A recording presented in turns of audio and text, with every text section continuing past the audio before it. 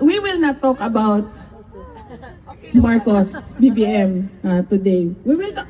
We will only talk about Marcos in relation to ICC. Yes! Tuta ni Marcos.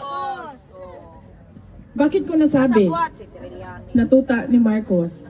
Wala na tayong pera! Kasi sumusunod sino yon? Sumusunod sila kay Trillanes at Marcos. At hindi lang yan. Pinapanindigan pa nila yung kanilang pagsunod Yes. kay Marcos at kay Trillanes. And so, this is not about justice. This is about politics in the Philippines.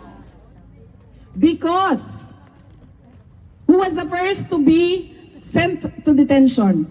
President Marcos. Next. Ay, sorry, President Duterte. Next. Pwede na. Parang wala na akong gagawin. Pakulong nila lang siya. President Duterte. Who was next? Bato. Marco. Next. Marcoleta.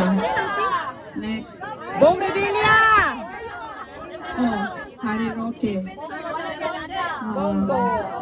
Bong Revilla, Jingoy Estrada, Mike Defensor. Yes! You see the pattern? Yes!